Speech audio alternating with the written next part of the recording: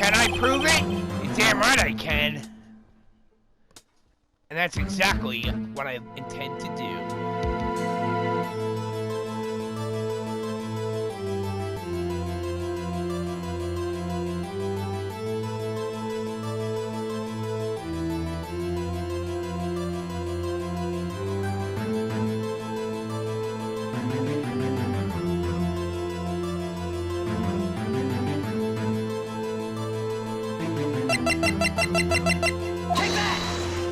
Suck on this, Von Karma.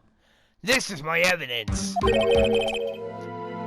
Indeed, the murder weapon. Something about this pistol was bothering me, Your Honor. Both of the witnesses who testified yesterday heard 2 gunshots. However, the murder weapon was fired 3 times. When, then, was the last shot fired? Only now have I realized the truth. That 3rd shot was the shot the witness heard just before midnight!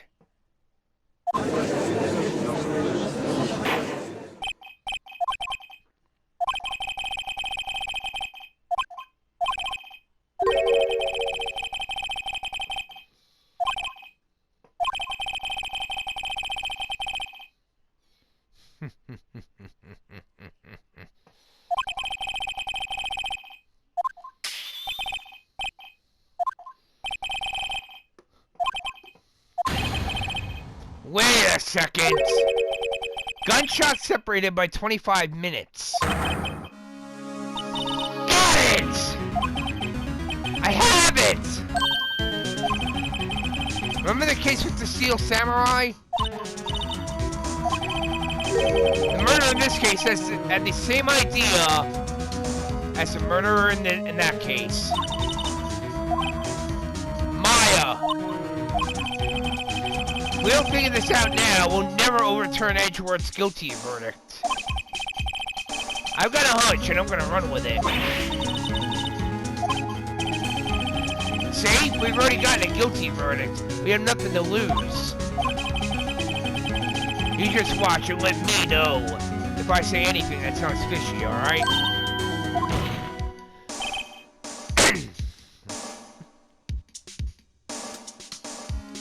Your Honor. Testimony just now has cleared up this entire case.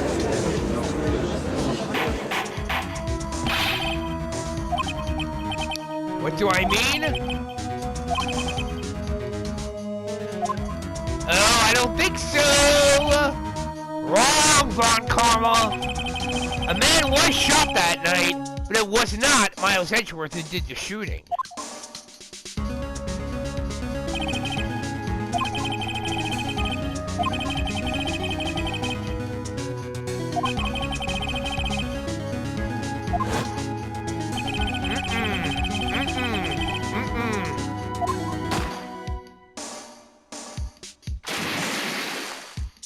Oh, you're not getting me with that, Von Karma.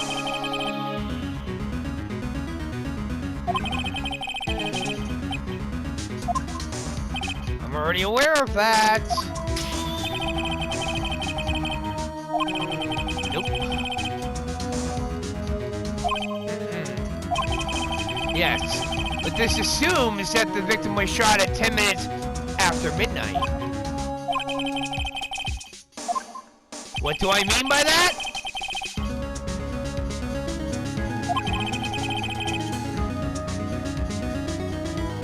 $12:15. I'm already aware of that, Your Honor. The victim, the witness heard a gunshot 25 minutes before that. Robert Hammond was killed then, 25 minutes before the shot on the lake. That's the only way that Edgeworth could be innocent.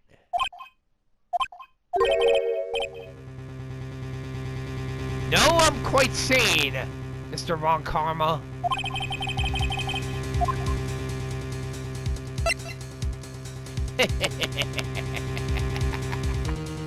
Oh, I got you this time, Mr. Von Karma.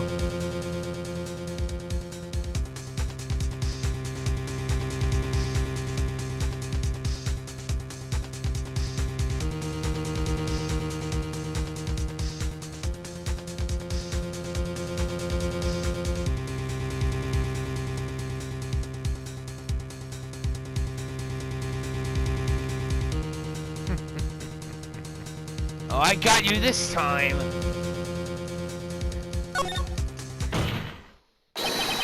Of course, it was Edgeworth and the murderer. After the murderer killed Robert Hammond at 11:50, he assumed the guise of Mr. Hammond and met Edgeworth.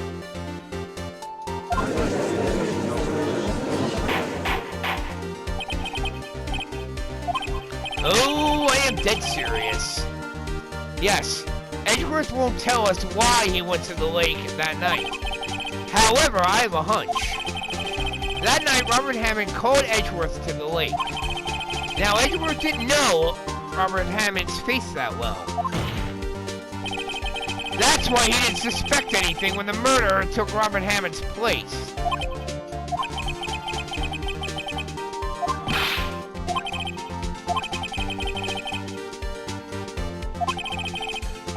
The murderer's name?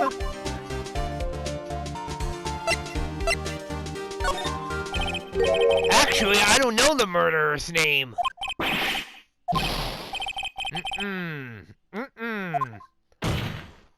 And actually, I don't know because he never told us!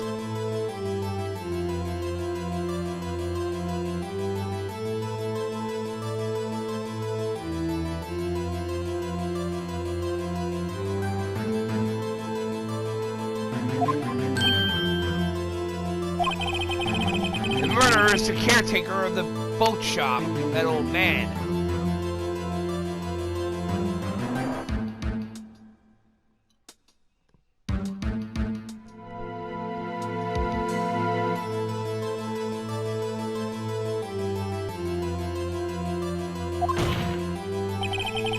At 11:50, he was the one who killed Robert Hammond.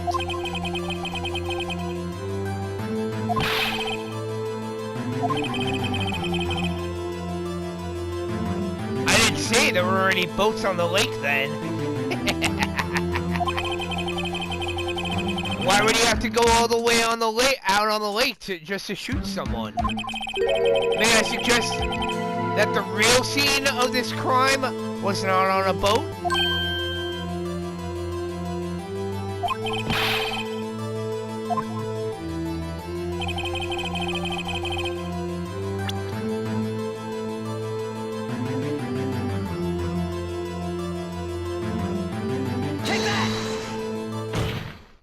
Right there. Here, of course, the boat shop where he lives. That way you can meet with the victim without anyone seeing. Objection!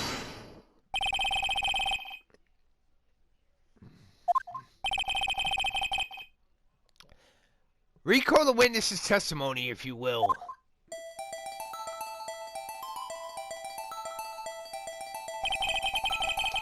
That night he was on the lake. He was out on the lake in a boat, searching for something. He finds it and returns to the boat. Then, just as he's starting to head for home, he hears a gunshot. He heard a gunshot, Your Honor. Even though he was wearing headphones at the time.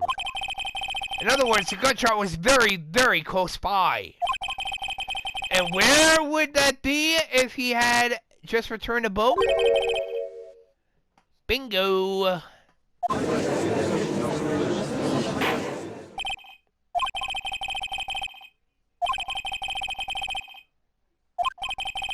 Gladly, Your Honor.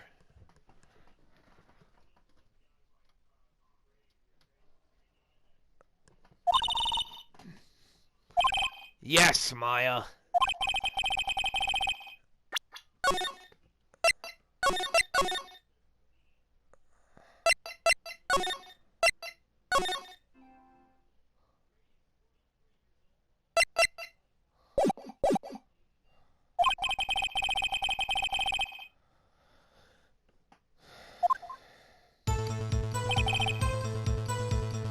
That night, the caretaker of the boat shop called Robert Hammond to his shop.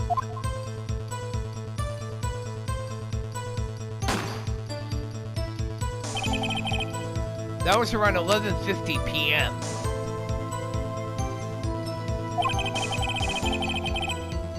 That is when the gunshot that the witness heard was fired.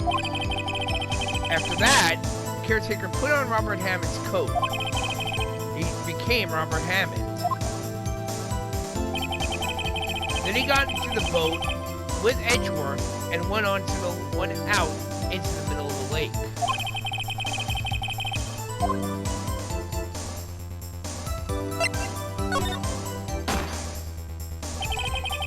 Of course, it was the murderer who shot the pistol. He shot twice, but both missed Edgeworth on purpose. Yes?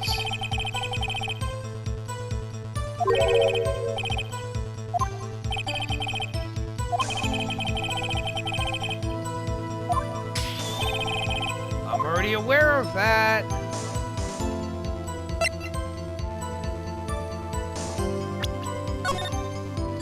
I'm already aware of that, Karma.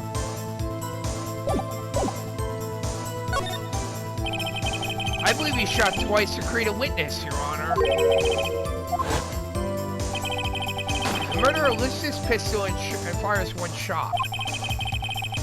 That ensures that anyone who heard the shot would look at the lake. Indeed, one of the witnesses did exactly that after hearing the first gunshot.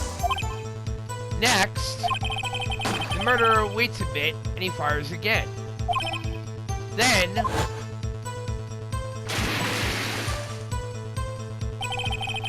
the murderer jumps from the boat himself, leaving the pistol in the boat behind him.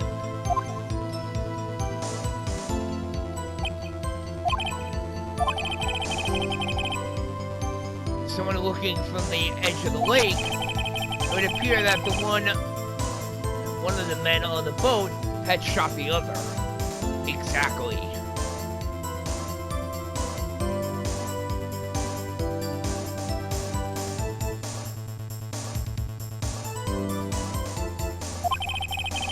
The murderer didn't know about the automatic camera, of course. That's why he shot twice, to draw attention to the boat. Once you realize that, everything else falls into place. The boat shop caretaker swam back to his shop. Then he put Robert Hammond's body and wet coat back onto the body, and threw the body into the lake. This is what happened, Your Honor.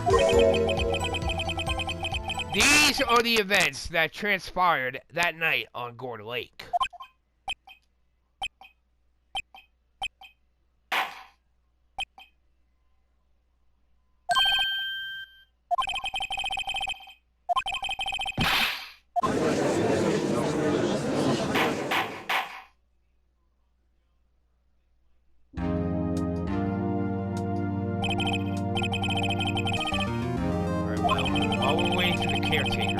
I'd like to ask the detective, Miles Edgeworth, a few questions. Mr. Edgeworth, please take the stand.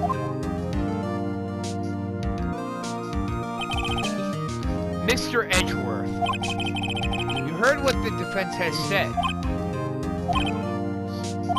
Well, why did you go to the lake that night?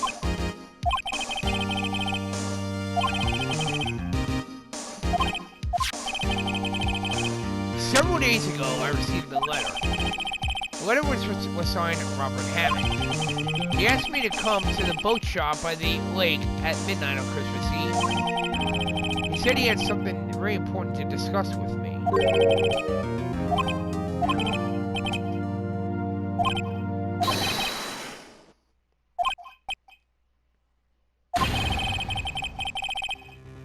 What?